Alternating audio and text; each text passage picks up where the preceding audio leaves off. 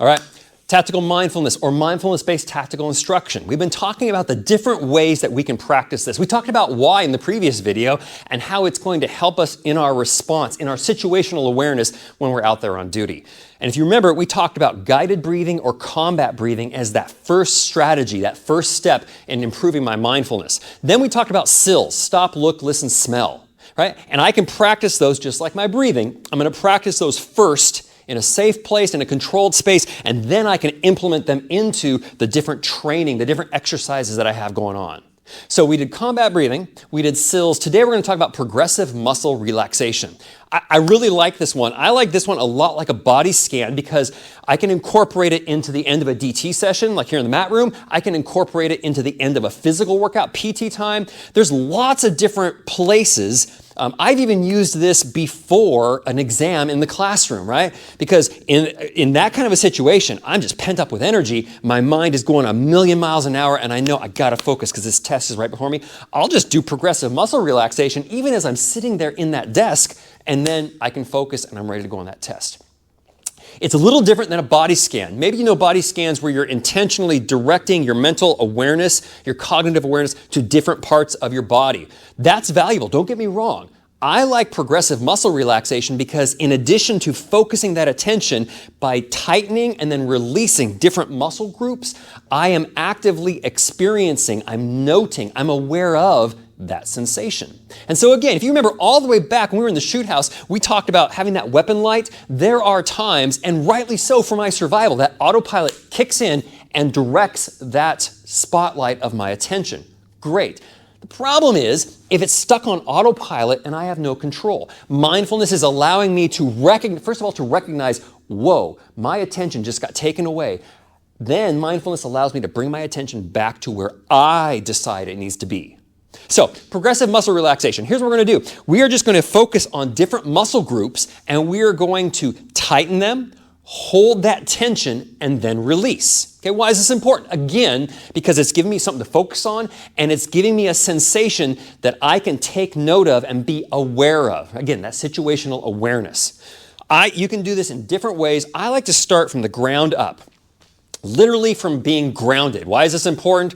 Well, right, this isn't all getting all yoga on you, but I mean, we talk about whether it's DT, whether it's firearms, whatever, what's your stance? Are you aware of your surroundings and your footing? So we're going to start, and the first thing we're going to do is we're going to focus on our toes. And we're going to tighten those toes down as tight as we can, hold that tension for a count, and then release them. And again, this whole time, my awareness, whether my eyes are open or closed, my awareness is on the tension experienced in my toes. Ready? So here we're going to clench, and you can even do this in boots, in a classroom, as I said, wherever you are.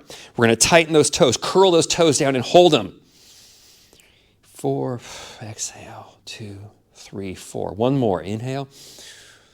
4, exhale, 2, 3, 4, and release. 2. Okay, so you'll notice, while I did that, I was still focused on my breathing. As I said, whether you hold that for a 4 count, for 2 repetitions, 3 repetitions, that's up to you. Find what works for you, but just again, the fact that you're tightening that muscle group, you're holding that tension while you're aware of it, and then you're not just releasing and forget, fire and forget. No. Release and still pay attention so that you notice the difference. Okay. Now, from there, depending on how you're sitting, standing, wherever you are, you can go to whatever group. Since we're in the mat, I'm going to go to a squat athletic position, and I'm going to focus on my quad muscles. Same thing. I'm going to tense them up, hold that tension, aware of that tension. Then when I release, I'm going to maintain my awareness on that muscle group. So here we go. I'm going to squat down. I'm going to hold those quads.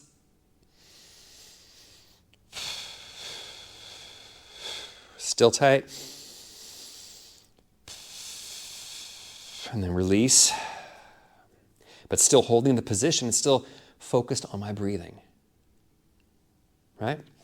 From there, before I even go up to the upper body, I'm going to focus on the core. Our core, so important, yes, for all these different applications, but at the think about the duty belt. Think about all that weight on your lower lumbar.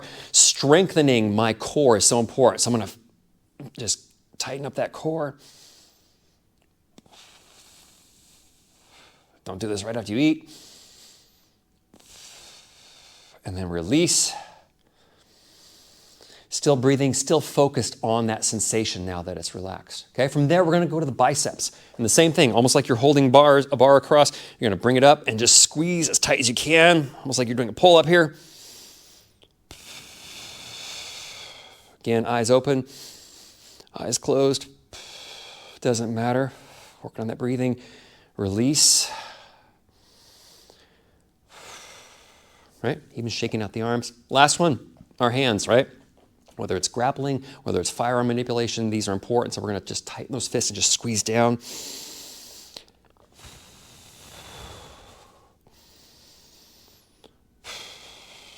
And then release. Now again, that whole time, I'm focusing on that muscle group and I'm focusing on the difference that it feels, just how it actually feels when it's tense, when it's being held, and then when it's released, and noticing that. Okay? That means that whole time, whatever's going on upstairs, whatever's going on around me, my spotlight of attention is right here. Right here. It's whatever muscle group, it's focused on that. All right, I like this because, like I said, I can incorporate that into functional fitness. I can incorporate that into DT, whatever it is that I'm doing. I can even, like, I get down on the mat after a workout, maybe I'm stretching. I can even incorporate that as a part of my taking stock of, oh, is that a tightness? Is that an injury? What do I have going on? I can think about that as a part of my progressive muscle relaxation. Now, that means there is one cautionary note.